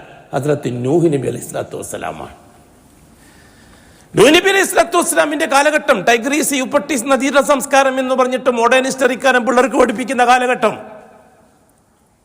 ആ കാലഘട്ടത്തിന്റെ ചരിത്രം, നൂഹ് നബി അലൈഹി സ്വലാത്തു വസ്സലാമിന്റെ കാലഘട്ടത്തിൽ തകർന്നടിഞ്ഞ കപ്പലിന്റെ അവശിഷ്ടങ്ങൾ സൂക്ഷിച്ചു വെച്ച മ്യൂസിയം, അതിലുള്ള അവശിഷ്ടങ്ങൾ ഗവേഷണം ചെയ്തുകൊണ്ട് BC 7000 മിസ്റ്റർ CB ചെറിയാൻ തന്റെ ചരിത്ര പുസ്തകത്തിൽ, ഒരു ഓറിയന്റലിസ്റ്റ് പണ്ഡിതനാണ് മിസ്റ്റർ CB ചെറിയാൻ, അദ്ദേഹം തന്റെ മനുഷ്യചരിത്രം എന്ന പുസ്തകത്തിൽ വളരെ കൃത്യമായിട്ട് ദീനുൽ ഇസ്ലാമിനെ കൊല്ലാൻ ചില പ്രയോഗങ്ങൾ നടത്തിയിട്ടുണ്ട്. നിങ്ങൾക്ക് മനസ്സിലായിട്ടുണ്ടോ എന്ന് എനിക്കറിയില്ല. മനസ്സിലാക്കാൻ കുറച്ച് തലയിൽ ആൾപ്പാർപ്പ് വേണം. അന്ധമായ സംഘടനാ സ്വഭാവക്കാർക്കും അന്ധമായ രാഷ്ട്രീയക്കാർക്കും അത് മനസ്സിലാക്കിയെടുക്കാൻ കുറച്ച് ബുദ്ധിമുട്ടാണ്. മിസ്റ്റർ CB ചെറിയാൻ തന്റെ പുസ്തകത്തിന് നൂഹ് നബി അലൈഹി സ്വലാത്തു വസ്സലാമിന്റെ കാലഘട്ടത്തെ അഥവാ വെള്ളപ്പൊക്കവും വെള്ളപ്പൊക്കത്തിലുണ്ടായ നാശനഷ്ടങ്ങളും യൂഫ്രട്ടീസിന്റെ തീരത്ത് അന്ന് സംഭവിച്ച മറ്റ് സംസ്കാര ച്യുതികളും രേഖപ്പെടുത്തിയത് BC 7000 അങ്ങനെ BC 7000 7 2 കൂടി കൂട്ടിയ നൂഹ് നബിക്ക് 9000 വയസ്സേ ആയിട്ടുള്ളൂ. ഇനി നമുക്കറിയാണ് കാണേണ്ടത്. ബാക്കി നിങ്ങൾ പഠിച്ചോളണം. കുത്തുബയിലെല്ലാം പറയാൻ പറ്റില്ല, പിന്നെ അവസരം കിട്ടിക്കൊള്ളണമെന്നില്ല. ഇനി ആരെയാണ് നമുക്ക് കിട്ടേണ്ടത്? വല്ലാഹി ഇനി നമുക്ക് കിട്ടേണ്ടത് ആദം അലൈഹി സ്വലാത്തു വസ്സലാമിനെയാണ്. കാരണം നൂഹ് നബിന്റെ കാലത്തിന് മുമ്പുള്ള ചരിത്രസന്ധിയിലെ പ്രവാചകൻ ആദമാണ്. ഇന്നല്ലാഹ അസ്തഫ ആദം വനൂഹ. അപ്പൊ നൂഹ് നബി അലൈഹി സ്വലാത്തു വസ്സലാം കഴിഞ്ഞാൽ പിന്നെ ചരിത്രം അന്വേഷിച്ചു പോകേണ്ടത് ആദമിലേക്കാണ്. 9000 കൊല്ലം സഞ്ചരിച്ചിട്ട് നമ്മളിപ്പോ എത്തിയിട്ട് നൂഹ് നബിന്റെ കാലത്തിലേ എത്തിയിട്ടുള്ളൂ. ഇനി നൂഹ് നബിന്റെ കാലത്തിൽ നിന്ന് ആദമിലേക്ക് എത്താൻ നിങ്ങൾ പറ, ആദം അലൈഹിസ്സലാത്തു വസ്സലാമിന് ലക്ഷോപലക്ഷം കൊല്ലം പഴക്കമുണ്ട് എന്ന കള്ളത്തരത്തിന് എന്ത് അടിസ്ഥാനമാണ്? ആദം അലൈഹിസ്സലാത്തു വസ്സലാം ഒന്നാമത്തെ നബിയാണ്, നൂഹ് നബി നാലാമത്തെ നബിയാണ്, അഷ്റഫുൽ ഖൽഖായ മുഹമ്മദ് മുസ്തഫ 1,24,000 313 നബിയാണ്, അല്ലെങ്കിൽ റസൂലാണ്. 1,24,000 നബിയാണ് മുഹമ്മദ് മുസ്തഫ തങ്ങൾ. നൂഹ് നബി നാലാമത്തെ നബിയാണ്. നൂഹ് നബിയിൽ നിന്ന് അഷ്റഫുൽ ഖൽഖിലേക്ക് എത്തുമ്പോഴേക്ക് എത്ര നബിമാര് കഴിഞ്ഞു പോയി? 1,33,996 പ്രവാചകന്മാര് കഴിഞ്ഞുപോയി. 7,500 കൊല്ലത്തിന്റെ ഇടയിൽ 4 നബിമാർക്ക് ലക്ഷക്കണക്കിന് കൊല്ലോ. കള്ളത്തരം പറയുന്നതിന് ഹിസ്റ്ററി ആണെങ്കിലും സയൻസ് ആണെങ്കിലും കള്ളത്തരം പറയുന്നതിന് കണക്ക് വേണ്ടേ? ഏതെങ്കിലും സംഘടനക്ക് ബുദ്ധി പണയം വെച്ച് പോയി, അല്ലെങ്കിൽ ഏതെങ്കിലും പാർട്ടിക്ക് സംഘടന ബുദ്ധി പണയം വെച്ച് പോയി എന്നൊക്കെ കിട്ടി കള്ളത്തരത്തെ ഏറ്റുപിടിക്കണോ നാം? നൂഹ് നബിക്ക് മുമ്പുള്ള ഒന്നാമത്തെ നബിയല്ലേ കൂട്ടരെ ആദം, രണ്ടാമത്തെ നബി ശീസ്, മൂന്നാമത്തെ നബി ഇദ്രീസ്. നൂഹ് നബിയിൽ നിന്ന് ആദമിലേക്കുള്ള കാലഘട്ടം സഞ്ചരിക്കാൻ പറ്റി പ്രയാസമുണ്ടോ? 11ാമത്തെ തലമുറയിലാണ് നൂഹ് നബി വന്നത് എന്ന് അഷ്റഫുൽ ഖൽഖ് പറഞ്ഞിട്ടുണ്ട്. ആദം നബിന്റെ 10 തലമുറ കുല്ലുഹും ഫി തൗഹീദ്, 10 തലമുറ മുഴുവനും തൗഹീദിലാണ്. 11ാമത്തെ തലമുറയിലാണ് ജാറങ്ങൾ വരാൻ തുടങ്ങിയത്. അപ്പോഴാണ് നൂഹ് നബി റസൂലായിട്ട് വരേണ്ടി വന്നത്. ഇതല്ലേ ചരിത്രത്തിന്റെ ഭാഷ്യം? അപ്പോൾ ബഹുമാനപ്പെട്ട ആദം അലൈഹിസ്സലാത്തു വസ്സലാമിന് ഈ ഒരു പുസ്തകമുണ്ട്. നിങ്ങൾ കണ്ടിട്ടുണ്ടോന്ന് എനിക്കറിയില്ല. നിങ്ങളുടെ കൂട്ടത്തിൽ അധ്യാപകന്മാർ കാണും, വിദ്യാർത്ഥികൾ കാണും. പഴയ മട്ടന്നൂരല്ലല്ലോ ഇപ്പോൾ. എങ്ങനെ ഒരു ലേറ്റസ്റ്റ് എൻസൈക്ലോപീഡിയ എന്ന് പറഞ്ഞിട്ടൊരു പുസ്തകമുണ്ട്. 1973 മുതൽ AD 1973 മുതൽ BC 35,000 വരെ ചർച്ച ചെയ്യുന്നൊരു പുസ്തകമാണ്. BC 35,000 കാലം കുറേ അങ്ങ് പോയി. ആ പുസ്തകത്തില് നാഗരികത പ്രാപിച്ച മനുഷ്യനെ സംബന്ധിച്ച് പറഞ്ഞത് 15,000 കൊല്ലം പഴക്കമുണ്ട് എന്നാണ്. എന്നിട്ടും മേത്തന്മാർക്ക് ഇപ്പോഴും നേരം വെളുത്തിട്ടില്ല എന്നുള്ളതാണ്. മോഡേൺ ഹിസ്റ്ററിക്കാരൻ വരെ 15,000 കൊല്ലത്തിലേക്ക് ആദം നബിയെ കൊണ്ടെത്തിക്കുന്നുള്ളൂ. നമ്മൾ പറയുന്നു ലക്ഷക്കണക്കിന് കൊല്ലം പഴക്കം. ഇസ്ലാം പാർട്ടിക്കാർക്കാണ് അതിന് കൂടുതൽ ജാഗ്രത. ലക്ഷക്കണക്കിന് കൊല്ലം പഴക്കമുണ്ട് മനുഷ്യന് പ്രായം എന്ന് പറഞ്ഞു തീർക്കാൻ. എന്താ കാര്യം എന്നറിയോ? ശാസ്ത്ര സാഹിത്യ പരിഷത്തുകാരുമായി ബന്ധപ്പെട്ടാലേ ഈ ബന്ധം തുടർന്ന് ഇസ്ലാമിക ബന്ധത്തിന് അർത്ഥമുള്ളൂ എന്ന് ആരോ പഠിപ്പിച്ചതിന്റെ പേരിലാണ്. ഇല്ല, ജഹാലത്തും സഫാഹത്തും മാത്രമാണ് ഈ വിഷയത്തിൽ അവരെ കയ്യിലുള്ളത്, ഹിസ്റ്ററിക്കാരുടെ കയ്യിലുള്ളത്. അപ്പൊ ഞാൻ പറഞ്ഞു വന്നത് എന്താണ്? ആദം അലൈഹിസ്സലാത്തു വസ്സലാമിന്റെ കാലഘട്ടം മുതൽ ഇന്നേ വരെ മനുഷ്യൻ എന്ന സൃഷ്ടിക്ക് ഏറി വന്നാൽ ഒരു 13,000 കൊല്ലം അല്ലെങ്കിൽ ഒരു 15,000 കൊല്ലം റൗണ്ട് ഫിഗർ ആക്കിയാൽ അതിന്റെ അപ്പുറത്തൊരു രേഖ നിങ്ങൾക്ക് കാണിച്ചു തരാൻ കഴിയില്ല. 15,000 കൊല്ലത്തേക്കാൾ പ്രായമുണ്ട് ആദമിനെന്ന് നിങ്ങൾക്ക് പറയാൻ കഴിയില്ല. അത്ര ഫ്രഷ് സൃഷ്ടിയും പുതിയ സൃഷ്ടിയുമാണ് മനുഷ്യൻ ഈ ഭൂലോകത്ത്.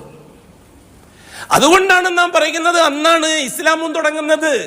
ആദം അലൈഹിസ്സലാത്തു വസ്സലാമിന്റെ ഇൻസാനിയായ ശൈശവത, ആ കാലഘട്ടത്തിൽ ഇസ്ലാമിന്റെ ശൈശവത. അതുകൊണ്ട് തന്നെ ഒരു റസൂല് വരേണ്ടി വന്നില്ല.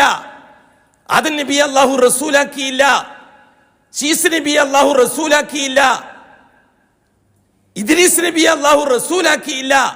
4ാമത്തെ നബിയെയാണ് അല്ലാഹു തആല റസൂലാക്കിയത്, നൂഹ് നബിയെ. എന്തുകൊണ്ടാണ് അവര് 3 പേരും റസൂൽ അല്ലാതെ പോയത്? ആ 3 നബിമാരുടെ കാലഘട്ടത്തിൽ ദഅവത്തിന്റെ ആവശ്യം വേണ്ടി വന്നില്ല. എന്തുകൊണ്ട്? ആ 3 നബിമാരുടെ കാലഘട്ടത്തിലെ 10 തലമുറ ജാറത്തിൽ അൽഫാത്തിയായുമായി പോയി തുടങ്ങിയിട്ടില്ല. അതുകൊണ്ടല്ലേ അവർ റസൂലാകാതിരുന്നത്, അതുകൊണ്ടല്ലേ ദഅവത്ത് ആവശ്യമായി വരാതിരുന്നത്. ദീനുൽ ഇസ്ലാമിന്റെ ചരിത്രത്തിൽ ദഅവത്ത് ആരംഭിക്കുന്നത് ജാറങ്ങൾക്കെതിരായിട്ടാണ്, അമ്പലത്തിനോ ചർച്ചിനോ എതിരായിട്ടല്ല, ക്രിസ്ത്യാനികൾക്കോ ജൂതന്മാർക്കോ അതേപോലെയുള്ള മതക്കാർക്കോ എതിരായിട്ടല്ല. ജാറങ്ങൾ ഇസ്ലാമിക സമൂഹത്തിൽ നിന്ന് മരിച്ചുപോയ മഹാന്മാർക്ക് ശവകുടീരങ്ങൾ ഉണ്ടാക്കി ആ ശവകുടീരങ്ങളെ ആവശ്യ പൂർത്തീകരണത്തിന് ആത്മീയ ബന്ധത്തിന്റെ കേന്ദ്രമാണെന്ന് വരുത്തി തീർത്ത് പുരോഹിതന്മാരും ഭരണകൂടവും ഈ സമൂഹത്തെ വഞ്ചിക്കാൻ തുടങ്ങിയപ്പോഴാണ് റസൂൽ വരേണ്ടി വന്നത്. ഇന്നാ അർസൽനാ നൂഹൻ ഇലാ ഖൗമി. അതാണ് നാം കഴിഞ്ഞ ആഴ്ച പറഞ്ഞു വെച്ചത്.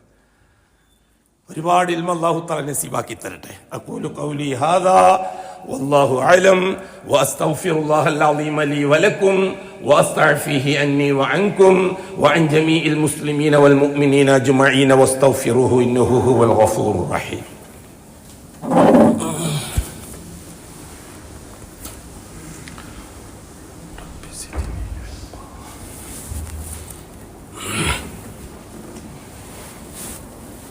അൽഹംദുലില്ലാഹി റബ്ബിൽ ആലമീൻ വസ്സലാത്തു വസ്സലാമു അലാ അഷ്റഫിൽ മഖ്ലൂഖീൻ മുഹമ്മദിൻ വആലിഹി വസഹ്ബിഹി അജ്മഈൻ.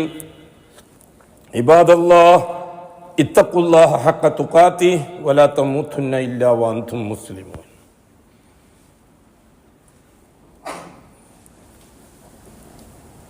സഹോദരന്മാരെ, സഹോദരിമാരെ, അല്ലാഹു സുബ്ഹാനഹു വ തആല ദീനുൽ ഇസ്ലാമിന്റെ ബാല്യകാലം ആരംഭിക്കുകയാണ് നൂഹി കാലഘട്ടത്തോടുകൂടി. ശൈശവഘട്ടം തീർന്നു. ശൈശവഘട്ടത്തിൽ പുതിയ സംവിധാനങ്ങളില്ല, പുതിയ ശരീഅത്തുകളില്ല, പുതിയ നിയമനിർമ്മാണങ്ങളില്ല, പുതിയ റിസാലത്തില്ല, പുതിയ ദഅവത്തില്ല, ഒന്നും ശൈശവഘട്ടത്തിലില്ല. അഥവാ ആദം, ഇദ്രീസ്, നൂഹ്, ഷീസ് കാലഘട്ടത്തിലില്ല. ഹസ്രത്ത് നൂഹ് നബിയോടുകൂടിയാണ് ചരിത്രത്തിന്റെ രണ്ടാം ഘട്ടം ആരംഭിക്കുന്നത്. എന്തായിരുന്നു ബഹുമാനപ്പെട്ട നൂഹ് നബി അലൈഹി സ്വലാത്തു വസ്സലാമിന്റെ ദൗത്യം? ഒന്നാമതായി 4ാമത്തെ നബിയാണ് നൂഹ് നബി. എന്താണ് നബിന്റെ ഉത്തരവാദിത്വം? ആദമിന്റെ പേരക്കുട്ടികൾ തുടർന്ന് വന്നിട്ടുണ്ട്. ആ പേരക്കുട്ടികൾ അടിസ്ഥാനത്തിൽ നിലനിന്നു പോകാനുള്ള തർബിയത്ത് കൊടുക്കുക എന്നതാണ് നൂഹ് നബിന്റെ ആദ്യത്തെ ഡ്യൂട്ടി. രണ്ടാമത് ബഹുമാനപ്പെട്ട നൂഹ് നബി റസൂലാണ്. റസൂൽ നബി നമ്മൾ വ്യത്യാസം അറിയാവുമല്ലോ. നബി എന്ന് വെച്ചാൽ റസൂൽ എന്ന് വെച്ചാൽ ആരാന്നറിയാവുമല്ലോ. എല്ലാം അലിഫ് മുതലേ തുടങ്ങിയ ബുദ്ധിമുട്ടാണ്. ഏതാണ്ടൊക്കെ കാര്യങ്ങൾ മനസ്സിലാക്കുന്നവരായിരിക്കുമല്ലോ നാം ഷീഈ പാരമ്പര്യക്കാരല്ലല്ലോ, നാം സലഫി പാരമ്പര്യക്കാരാണ്. ഷീഈ പാരമ്പര്യക്കാർക്ക് അന്ധമായിട്ട് ഏതെങ്കിലും ഒരു പോയിന്റ് എന്ന് തുടങ്ങിക്കൊടുത്താൽ മതി. സലഫി പാരമ്പര്യത്തിന് അത് പോരാ, നല്ല പ്രമാണങ്ങൾ വേണം. മാ ഖാലല്ലാ വമാ ഖാല റസൂലുള്ളാ വമാ ഖാല റസൂലുള്ളാ വഅസ്ഹാബു സഹാബ വഅസ്ഹാബു റസൂലില്ലാ. അല്ലാഹ് പറഞ്ഞത്, അള്ളാന്റെ റസൂൽ പറഞ്ഞത്, അതനുസരിച്ചിട്ട് നമുക്ക് സഹാബാക്കൾ കാണിച്ചു തന്നത്. ഇതാണ് പ്രമാണം. പ്രമാണബന്ധിതല്ലാത്ത പാരമ്പര്യത്തെ അംഗീകരിക്കുന്ന പ്രശ്നമില്ല. അത് ഏത് ഇമാമ് പറഞ്ഞാലും ശരി, അതേത് ഷെയ്ഖ് പറഞ്ഞാലും ശരി, അതേത് മദ്രസീന്നോ അറബിക് കോളേജിന്നോ പറഞ്ഞാലും ശരി, അതേത് സംഘടനക്കാരോ തങ്ങളോ ഹോജിയോ തങ്ങളോ ബീവിയോ ബാബയോ ആര് പറഞ്ഞാലും ശരി, പ്രമാണബന്ധിതമായിട്ട് ദീനുൽ ഇസ്ലാമിനെ പറയുക. അതിൽ കവിഞ്ഞ് വേറെ ഒന്നും നമുക്ക് പറയാനില്ല, കേൾക്കാനില്ല. പാരമ്പര്യം എന്നത് നമ്മുടെ സ്വഭാവത്തിൽപ്പെട്ടതല്ല, ദീനുൽ ഇസ്ലാമിന്റെ ചരിത്രത്തിൽപ്പെട്ടതുമല്ല. ദീനുൽ ഇസ്ലാമിന്റെ 2 വഴികളാണ് ഇന്നുള്ളത്. ഒന്ന് പാരമ്പര്യം, അത് ഷീഈ വിഭാഗത്തിന്റെ റൂട്ടാണ്. മറ്റേത് പ്രമാണം, അത് സലഫി വിഭാഗത്തിന്റെ റൂട്ടാണ്. അഷ്റഫുൽ ഖൽഖ് സല്ലല്ലാഹു അലൈഹി വസല്ലം ആദർശം പറഞ്ഞത് സലഫി സെന്ററിൽ വെച്ചാണ്, അഥവാ ദാറുൽ അർക്കമിൽ വെച്ചാണ്. അബൂജഹലും അബൂ താലിബും പാരമ്പര്യം പറഞ്ഞത് സുന്നി സെന്ററിൽ വെച്ചാണ്, അഥവാ ദാറുൻ നദുവയിൽ വെച്ചാണ്. ബേജാറൊന്നും ആവണ്ട, മനസ്സിലാക്കാൻ വേണ്ടി പറഞ്ഞത് തന്നെയാണ്. മനഃപൂർവ്വം പറഞ്ഞു പോയതും അല്ല. ദാറുൽ നദുവ സുന്നി സെന്ററാണ്, ദാറുൽ അർക്കം സലഫി സെന്ററാണ്. എന്തുകൊണ്ട്? ചരിത്രം വ്യക്തമാണല്ലോ. എന്താണ് അബൂ താലിബാകുന്ന ശൈഖുനയുടെ നേതൃത്വത്തിൽ ദാറുൽ നദുവ എന്ന സുന്നി സെന്ററിൽ വെച്ച് നടന്നത്? എന്താണ് മുഹമ്മദുർ റസൂലിന്റെ നേതൃത്വത്തിൽ ദാറുൽ അർക്കം എന്ന സലഫി സെന്ററിൽ വെച്ച് നടന്നത്? ചരിത്രം പഠിക്കണം. എന്നെ വ്യക്തിപരമായി ചീത്ത പറഞ്ഞിട്ട് കാര്യമില്ല. ആദർശത്തെ ആദർശം കൊണ്ട് നേരിടുക, അതല്ലേ മനുഷ്യൻ, അതല്ലേ ബുദ്ധി. മറ്റത് ഭ്രാന്തന്മാർക്ക് പറഞ്ഞതല്ലേ. ഈ റോട്ടിലൂടെ നടക്കുമ്പോൾ ഭ്രാന്തന്മാരോട് ഓട്ടോറിക്ഷക്കാരൻ പോകുമ്പോൾ ഭ്രാന്തനാണ് റോട്ടിൽ നിൽക്കുന്നു. മാറിക്കിടാന്ന് പറഞ്ഞാൽ പ്രശ്നം ഗുരുതരമാണ്. നമ്മൾ മാറിപ്പോയിക്കൊള്ളുക അല്ലേ. ഏതെങ്കിലും മാനസിക രോഗി ഓട്ടോറിക്ഷക്കാരൻ ഇങ്ങനെ ഓടിച്ചു പോകുമ്പോൾ മാനസിക രോഗി റോട്ടിൽ നിന്ന് അവനോട് കഥ പറയാൻ നിന്ന സംഗതി നടക്കുമോ? തെറ്റിച്ചിട്ട് ഇവൻ പോകാന്നല്ലാതെ. എന്നുവെച്ചാൽ എൻ്റെ അർത്ഥം പിരാന്തിന് വഴിപ്പെട്ട് ഇവൻ അവനിക്ക് അടിമയായി. അർത്ഥം ഓട്ടോറിക്ഷക്കാരൻ ബുദ്ധിമാൻ. ആ ബുദ്ധിയുള്ളതുകൊണ്ടാണ് അവൻ വെട്ടിട്ട് പോയത്. കാരണം പിരാന്തിനോട് വേദ വരാൻ നിന്നാൽ സമയം പോകുന്നു എനിക്കറിയാം. അതുകൊണ്ട് ഇതന്നെയാണ് ആദർശത്തിന്റെ അവസ്ഥ. ബഹുമാനപ്പെട്ട നൂഹ് നബി അലൈഹി സ്വലാത്തു വസ്സലാമിന്റെ റിസാലത്തിലൂടെ എന്താണ് അല്ലാഹു സുബ്ഹാനഹു വ തആല തിരുത്താൻ മെനക്കെട്ടത് ആ ഖൗമിൽ നിന്ന്? അതിനാണ് നാം പറഞ്ഞു വെച്ചത് കഴിഞ്ഞ ആഴ്ച. ഇന്നാ അർസൽനാ നൂഹൻ ഇലാ ഖൗമിഹി അൻ അൻദിർ ഖൗമക മിൻ ഖബ്ലി അൻ യഅതിയഹും അദാബുൻ അലീം. എന്താ വിഷയം? ബഹുമാനപ്പെട്ട നൂഹ്, ആദം അലൈഹി സ്വലാത്തു വസ്സലാം മരിച്ചു. ആദം നബിക്ക് ശേഷം ഒരു ഗ്യാപ്പ് ഉണ്ടായി. ആ ഗ്യാപ്പിൽ ആദമിന്റെ ഖബർ വെച്ചുകൊണ്ട് ഇസ്തിഗാസയും തവസ്സലും പഠിപ്പിക്കാൻ ശൈത്താൻ മെനക്കെട്ടു. ഇടയാളുകളെ കൊണ്ട് കാര്യങ്ങൾ നേടണമെന്ന് ആദമിന്റെ പേരക്കുട്ടികളോട് ശൈത്താൻ പറഞ്ഞപ്പോൾ ആ സമൂഹം ആദമിന്റെ ഖബർ ഇലാ ഹദ്റത്തിയുമായി എത്തിയില്ല. അല്ലാഹു സുബ്ഹാനഹു വ തആല അവർക്കൊരു നബി അയച്ചു കൊടുത്തു, ശീസ് നബിയെ. ആ ശീസ് നബി വളരെ കൃത്യമായി ഒരിക്കലും പോകരുത് കേട്ടോ എന്ന് പറയാൻ മെനക്കെടുകയും വീടാന്തരം അവരുടെ ബന്ധുക്കളാണ്, അവർ കുടുംബക്കാരാണ്, ജ്യേഷ്ഠന്മാരെ മക്കളാണ്. ആദം നബി സ്വല്ലല്ലാഹു അലൈഹി വസല്ലമിന്റെ പേരക്കുട്ടികളാണ് ഇവരെല്ലാം. വേറെ മനുഷ്യൻ വരാൻ തുടങ്ങിയിട്ടില്ല. അതുകൊണ്ട് തന്നെ ആദമിന്റെ ഖബറിൽ ഇലാ ഹദ്റത്തിയുമായി എത്തിക്കാൻ ശൈത്താന് കഴിഞ്ഞില്ല. ശീസ് അലൈഹി സ്വലാത്തു വസ്സലാം മരിച്ചു. ഒരു ഗ്യാപ്പ് വന്നു. ആ ഗ്യാപ്പിൽ അന്ന് ആദമിന്റെ പേരക്കുട്ടികൾക്കിടയിൽ ശൈത്താൻ 2ാമത്തെ ഖബർ കാണിച്ചു കൊടുത്തു, ശീസ് നബിന്റെ ഖബർ. ഇത് നിങ്ങളുടെ ഉസ്താദിന്റെ ഖബറല്ലേ? ഇത് നിങ്ങളുടെ ഷെയ്ഖിന്റെ ഖബറല്ലേ? ഇത് നിങ്ങളുടെ നബിന്റെ ഖബറല്ലേ? ഈ നബിയെ വെച്ചുകൊണ്ട് വേണം നിങ്ങൾ അല്ലാഹുവിൽ നിന്ന് നേടാൻ. നമ്മൾ പാപികളും ദോഷികളുമല്ലേ, നമ്മൾ പൂർണ്ണരല്ലല്ലോ. ഈ പൂർണ്ണനായ മനുഷ്യനെ വെച്ച് ഇസ്തിഗാസയും തവസ്സുലും ചെയ്യാതെ കാര്യം നടക്കുമോ? ശൈത്താൻ ഉപദേശവുമായി ശൈഖുനമാരെ കൊണ്ടും മൗലാനമാരെ കൊണ്ടും രംഗത്ത് വരാൻ മെനക്കെട്ടപ്പോൾ അർസലല്ലാഹു ഇലൈഹിം ഇദ്രീസൻ നബിയ, ഇദ്രീസ് അലൈഹിസ്സലാത്തു വസ്സലാമിനെ നബിയാക്കി നിയോഗിച്ച് തിരുത്താൻ. അരുത് മക്കളെ, അരുത്, ജാറം അപകടമാണ്. പോയില്ല അവര് കുത്തുബിയത്തും നാത്യമവും കഴിച്ചിട്ട് അള്ളാഹുവിനെ അനുകൂലമാക്കി എടുക്കാൻ വേണ്ടിയിട്ടുള്ള പിരാന്തിന് പോയില്ല അവര്. അള്ളാഹു സുബ്ഹാനഹു വ തആല ഇദ്രീസ് നബിയുടെ തർബിയത്തിൽ വളർത്തിയവരെ. ഇദ്രീസ് അലൈഹിസ്സലാത്തു വസ്സലാം ഖബറുമായിട്ട് ഒരു വിധത്തിലും അടുക്കരുത് എന്ന് ഉപദേശിച്ചുകൊണ്ട് അവരെ തടഞ്ഞു. ഇദ്രീസ് മരിച്ചു, മൂന്നാമത്തെ നബിയും മരിച്ചു. ആ ഖബർ കാണിച്ചു കൊടുത്തുകൊണ്ടാണ് ശൈത്താൻ വീണ്ടും ജാറത്തിലേക്ക് ഇലാ ഹദ്റത്തിയുമായിട്ട് പോകാൻ മക്കളെ ആരോടത്. അല്ലാഹു സുബ്ഹാനഹു വ തആല നുബുവത്തിന്റെ തസ്തിക നിർത്തി ഉലമാക്കളെ കയ്യിലേക്ക് വിട്ടുകൊടുത്തു. ഇദ്രീസ് നബിന്റെ ഗുരുകുലത്തിൽ നിന്ന് പഠിച്ച് പണ്ഡിതന്മാരായ 5 ആലിമീങ്ങളാണ് പിന്നെ അവരെ നയിച്ചത്. ഇറാഖിൽ ആദമിന്റെ പേരക്കുട്ടികളെ നയിച്ചത്, കുടുംബക്കാരെ നയിച്ചത്, 10ാമത്തെ തലമുറയെ നയിച്ചത്.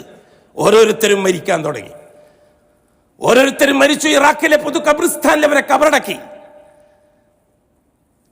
11ാമത്തെ തലമുറയിൽ ശൈത്താൻ പ്രവേശിച്ചു. നിങ്ങളുടെ ഉസ്താദുമാരല്ലേ ഈ കിടക്കുന്ന കബറിൽ, നിങ്ങളെ ഉസ്താദുമാരെ കബറടക്കിയ കബറല്ലേ ഇത്, നിങ്ങളെ ശൈഖുനമാരെ കബറടക്കിയ കബറല്ലേ ഇത്? ഈ ആയിരക്കണക്കിന് കബറുകളിൽ നിന്ന് ഈ കബറ് സാധാരണക്കാരന്റെ കബറ് പോലെ ഇങ്ങനെ വെച്ചാൽ നിങ്ങളെ തലമുറകൾക്ക് ആ കബറ് തിരിച്ചറിയുമോ? നിങ്ങളെ ഉസ്താദുമാരെ അവർക്ക് തിരിച്ചറിയുമോ? നിങ്ങളെ ഉസ്താദുമാരാണിത് എന്ന് നിങ്ങൾക്കറിയാം. നിങ്ങൾ ഉസ്താദുമാരാണെന്ന്, നിങ്ങൾ അവരെ മുമ്പിൽ നിന്നാണ് കിതാബോധി താലിമീങ്ങളായത്. പക്ഷെ നിങ്ങൾക്ക് വരാനിരിക്കുന്ന തലമുറക്ക് അത് മനസ്സിലായിക്കൊള്ളണമെന്നില്ലല്ലോ. അതുകൊണ്ട് നിങ്ങൾ ഫൻസുബു അൻസാബ, ഈ 5 കബറുകളിൽ തലക്കും ഭാഗത്തും 2 മരത്തിന്റെ കുറ്റി കൊണ്ടിട്ട് കുഴിച്ചിടുന്ന് പറയും. ഇബ്നു അബ്ബാസിൽ നിന്ന് നിവേദനം ചെയ്ത ഹദീസല്ലേ ഇത്? അങ്ങനെ 5 കബറിന്റെ തലക്കും ഭാഗത്ത് മരത്തിന്റെ കുറ്റി കൊണ്ടുവന്നിട്ട് കുഴിച്ചിട്ടു. ആ കുറ്റിയിൽ അവസാനിച്ചു ആ തലമുറ. 11ാമത്തെ തലമുറയിൽ ശൈത്താൻ പ്രവേശിച്ചു. അപ്പോഴേക്കും ഈ 5 മഹാന്മാരായ ഔലിയാക്കളുടെ കബറുപുറത്ത് കുഴിച്ചിട്ടിരിക്കുന്ന മരക്കുറ്റിക്ക് ചെതല് കയറാൻ തുടങ്ങി. ചെതലരിച്ച് പൊടിയാകാൻ തുടങ്ങിയ മരക്കുറ്റി കാണിച്ചുകൊണ്ട് 11ാമത്തെ തലമുറയോട് ആ കാലഘട്ടത്തിൽ ജീവിച്ച പുരോഹിതന്മാരെ കൊണ്ട് പറയിപ്പിച്ചു, നിങ്ങളുടെ മഹാന്മാരായ ഉസ്താദുമാരെ കുഴിച്ചിട്ട കബറുകളാണിത്. നിങ്ങളെ ഉപ്പുപ്പമാർക്ക് എന്താ ബുദ്ധിയില്ലേ? അവര് കുഴിച്ചിട്ട മരത്തടികളാണിത്, മരക്കമ്പുകളാണിത്. അത് ചെതലരിക്കാൻ തുടങ്ങി. അടുത്ത തലമുറയാകുമ്പോഴേക്ക് അതൊന്നും ഉണ്ടാവൂല. അതോടെ നിങ്ങളുടെ മശായിഖുകളുടെ അഡ്രസ് ഇല്ലാതാകും. അതുകൊണ്ട് 4 കല്ലെടുത്ത് വെച്ചിട്ട് അതിനെ വേർതിരിക്കണം. 11ാമത്തെ തലമുറയിലെ അവസാനത്തെ ആൾക്കാര് ഈ 5 കബറുകൾക്ക് ചുറ്റും കല്ലെടുത്ത് വെച്ച് ആയിരക്കണക്കിന് കബറുകളിൽ നിന്നൊരു പ്രത്യേകത ഉണ്ടാക്കി കൊടുത്തു. ഇലാ ഹദ്റത്തിലെത്തിയില്ല. അടുത്ത തലമുറയിൽ ശൈത്താൻ പ്രവേശിച്ചു. കബറിന് ചുറ്റും വെച്ചിരിക്കുന്ന കല്ലുകൾ കാണിച്ചിട്ട് പറഞ്ഞു, നിങ്ങളെ ഉപ്പുപ്പമാരെന്താ മണ്ണന്മാരാണോ? നിങ്ങളെ കാരണവന്മാർക്ക് ബുദ്ധിയില്ലേ? മുമ്പ് കഴിഞ്ഞുപോയ ഉസ്താദുമാർക്കൊന്നും തിരിഞ്ഞിട്ടില്ലേ? അവരൊന്നും കിതാബോധിയവരല്ലേ? നിങ്ങൾക്കാണോ കാര്യങ്ങൾ മനസ്സിലാകാൻ തുടങ്ങിയത്? ഈ കബറിന് ചുറ്റും വെച്ചിരിക്കുന്ന കല്ലുകളെ പറ്റി നിങ്ങൾ എന്താണ് മനസ്സിലാക്കാത്തത്? ഈ ആയിരക്കണക്കിന് കബറുകളിൽ നിന്ന് നിങ്ങൾക്ക് നേട്ടം കൊയ്യാനുള്ള കബറുകളാണിത്. അതുകൊണ്ട് ആ കബറുകളിൽ പോയിട്ട് വേണം നിങ്ങളുടെ ആവശ്യങ്ങൾ പറയാൻ. 12ാമത്തെ തലമുറ ഇലാ ഹദ്റത്തി അൽ ഫാത്തിഹയിലെത്തി. തവസ്സുലിലും ഇസ്തിഗാസയിലും എത്തി, കുത്തുബിയത്തിലും റാത്തീബിലും എത്തി. ഇന്ന് കുത്തുബിയത്ത് യാ ഗൗസി യാ മുഹീദ്ദീൻ, അന്ന് യാ വദ് യാ സുവാ, യാ വദ് യാ സുവാ. ഇതേ വ്യത്യാസമുള്ളൂ, പേരേ വ്യത്യാസമുള്ളൂ. കുത്തുബിയത്തിന് വ്യത്യാസം വന്നിട്ടില്ല. ഏതാണ്ട് 1200 ഏതാണ്ട് 9000 കൊല്ലത്തെ പഴക്കമുണ്ട് കുത്തുബിയത്തിന്. നമ്മൾ സമ്മതിക്കുന്നു. ഷീഈ വിഭാഗം കൊണ്ടു നടക്കുന്ന ആധുനിക കുത്തുബിയത്തിന് 9000 കൊല്ലത്തെ പഴക്കമുണ്ട്. ആളെ മാറുന്നുള്ളൂ. 1400 കൊല്ലം മുമ്പുള്ള കുത്തുബിയത്ത് യാ ഇമാം യാ അലി, യാ ഇമാം യാ അലി എന്നായിരുന്നു. അത് കഴിഞ്ഞിട്ടുള്ള കുത്തുബിയത്ത് യാ ജാഫർ, യാ ജാഫർ എന്നായിരുന്നു. അത് കഴിഞ്ഞിട്ട് 200 കൊല്ലത്തിന് ഇപ്പുറത്താണ് യാ ഗൗസ് മുഹീദ്ദീൻ തുടങ്ങിയത്. എന്ത് ഇസ്ലാം? ഏത് ഇസ്ലാം? എന്തെങ്ങനെയാണ് ദീനുൽ ഇസ്ലാമുമായിട്ട് ഇവരെ ബന്ധിപ്പിക്കുക? എങ്ങനെയാണ് ഇവരെ മുസ്ലിമീങ്ങളുമായിട്ട് ബന്ധിപ്പിക്കുക? വല്ലാഹി ഇസ്ലാം എന്ന രാജപാതയിൽ നിന്ന് ഇവര് പുറത്താണ്. 9000 കൊല്ലം മുമ്പ് അവര് പുറത്തായിട്ടുണ്ടെങ്കിൽ, 1400 കൊല്ലം മുമ്പ് അവര് പുറത്തായിട്ടുണ്ടെങ്കിൽ, ഈ കാലഘട്ടത്തിൽ ഇവരും പുറത്താണ്. വളരെ നന്നായിട്ട് പഠിച്ചേ പറ്റൂ. അർസലല്ലാഹു ഇലൈഹിം നൂഹൻ റസൂലാ. 5 ഖബറിന്റെ അടുത്ത് എത്തിയപ്പോഴാണ് നൂഹ് നബിയെ റസൂലാക്കി അള്ളാഹു നിയോഗിക്കുന്നത്. ഇതല്ലേ സൂറത്ത് നൂഹ്? ഈ സന്ദർഭത്തിലല്ലേ മൗലാനമാരും ശൈഖുനമാരും മഹാഭൂരിപക്ഷത്തെ വിളിച്ചുകൊണ്ട് സമ്മേളനങ്ങൾ നടത്തിയത്? ആ സമ്മേളനത്തിൽ വെച്ച് തങ്ങന്മാരും ശേഖന്മാരും എന്താ പ്രസംഗിച്ചത്? ലാ തദറുന്ന ആലിഹത്തക്കും, ദാ നിങ്ങളെ ഇസ്തിഗാസന്റെ ആൾക്കാരെ വിട്ടേക്കല്ല കേട്ടോ, നിങ്ങളെ തങ്ങന്മാരെയും ഖോജമാരെയും വിട്ടേക്കല്ല കേട്ടോ, ഈ ജാറങ്ങളെ കൈവിട്ടേക്കല്ല കേട്ടോ. ലാ തദറുന്ന ആലിഹത്തക്കും വലാ തദറുന്ന വദ്ദ, വദ്ദ് തങ്ങളെ കൈവിട്ടേക്കണ്ട. നൂഹ് പിരാന്താ പറയുന്നത്, നൂഹ് അല്ല മാത്രം മദീന പറയുന്നത്, ഔലിയാക്കളില്ലാതെ എന്താ അല്ല. വലാ തദറുന്ന വദ്ദ വലാ തദറുന്ന വദ്ദൻ വലാ സുവാ, സുവാ തങ്ങളെ കൈവിട്ടേക്കണ്ട. വലാ യഗൂസ വയഊക വനസ്ര, യഗൂസ് തങ്ങളെ കൈവിട്ടേക്കണ്ട, യഊക്ക് തങ്ങളെ കൈവിട്ടേക്കണ്ട, അതേപോലെ തന്നെ നസ്ർ തങ്ങളെ കൈവിട്ടേക്കണ്ട. വർത്തമാന കാലഘട്ടത്തിലെ ആ പാരമ്പര്യത്തിലുള്ളവർ പറയുന്നു, ദാമോദി ശേഖങ്ങളെ കൈവിട്ടേക്കണ്ട, ശിഫായിശേഖരെ കൈവിട്ടേക്കണ്ട, മമ്പർത്തങ്ങളെ കൈവിട്ടേക്കണ്ട. ചരിത്രപരമായി എന്ത് വ്യത്യാസമുള്ളത് എന്ന് പഠിക്കാൻ തുടങ്ങിക്കോളിൻ. എന്നിട്ട് നാം കൊടുത്ത ഷഹാദത്തിനെ പുനർജീവിപ്പിച്ചോളിൻ. അശ്ഹദു അല്ലാ ഇലാഹ ഇല്ലല്ലാഹ്, ലാ ഇലാഹ ഇല്ലല്ലാഹ് ജാറം കൊണ്ട് ബാത്തിലാക്കണ്ട. വഅശ്ഹദു അന്ന മുഹമ്മദർ റസൂലുള്ളാഹ്, തരീഖത്തുകളെ കൊണ്ടും ശൈഖുകളെ കൊണ്ടും മുഹമ്മദി റിസാലത്തിന് കൊടുത്ത ഷഹാദത്തും ബാത്തിലാക്കണ്ട. മരിക്കുന്നതിന് മുമ്പ് ഷഹാദത്ത് എന്താണെന്ന് ഉറപ്പിച്ചോളിൻ, അത് സഹീഹാക്കിക്കോളിൻ. സഹീഹായ ഷഹാദത്തോടെ അള്ളാഹ്ക്ക് കൊടുത്ത ആ കരാറ് പൂർണ്ണമായി പാലിച്ചുകൊണ്ട് അമാനത്ത് സ്വീകരിച്ചുകൊണ്ട് മരിക്കാൻ, നാളെ അള്ളാഹിനെ കണ്ടുമുട്ടാൻ എന്താണോ വേണ്ടത് വേണ്ട രീതിയിൽ ചെയ്തുകൊള്ളിൻ. അതായിരിക്കട്ടെ ഇനി അങ്ങോട്ട് നമ്മുടെ ചിന്ത, നാം നിങ്ങൾക്ക് നൽകുന്ന മെസ്സേജും. അള്ളാഹു എന്നെയും നിങ്ങളെയും നാളെ ആഖിറത്തിൽ അള്ളാഹുവിനെ കണ്ടുമുട്ടുന്ന സന്ദർഭത്തിൽ നാം അള്ളാഹ് കൊടുത്ത കരാർ അശ്ഹദു, ഞാൻ ജീവിച്ച് തെളിയിക്കാൻ തയ്യാറാണ്, അല്ലാ ഇലാഹ ഇല്ലല്ലാഹ് ഐ ലാ മഅബൂദ ബിഹഖിൻ ഇല്ലല്ലാഹ്, അല്ലാതെ ഒരാളെയും ഞാൻ സ്വീകരിക്കുന്ന പ്രശ്നമില്ല. അതേപോലെ തന്നെ വഅശ്ഹദു, ഇനിയും ജീവിച്ച് തെളിയിക്കാൻ ഞാൻ തയ്യാറാണ്, അന്ന മുഹമ്മദൻ റസൂലുള്ളാഹ്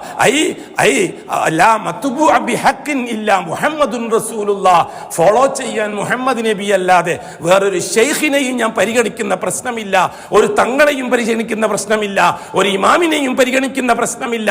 എന്തുകൊണ്ട്? ഞാൻ അള്ളാഹു എനിക്ക് തരുന്ന കരാറാണ് അശ്ഹദു അന്ന മുഹമ്മദൻ എന്ന്. ആ രണ്ട് കരാറ് ഞാൻ പാലിച്ചോളാം എന്ന് അള്ളാഹുവിന്റെ ഉറപ്പുകൊടുത്തവരാണ് നാം. അത് പാലിക്കുന്നുണ്ടോ ഇല്ലയോ എന്ന് നെഞ്ചത്ത് കൈവച്ചിട്ട് പരിശോധിച്ചോളിൻ, മരിക്കുന്നതിന് മുമ്പേ.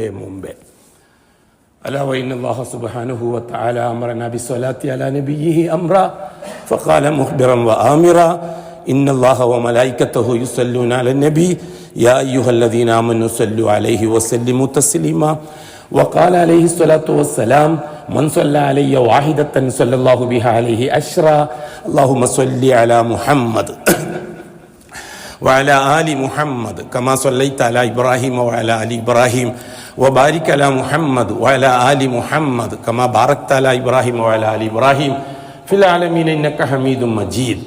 اللهم ارض عن أشرف خلفائه الراشدين المهديين أبي بكر وعمر وعثمان وعلي رضي الله عنهم أجمعين وعن سائر الصحابة والقرابة كلهم أجمعين وارض عنا معهم برحمتك يا أرحم الراحمين.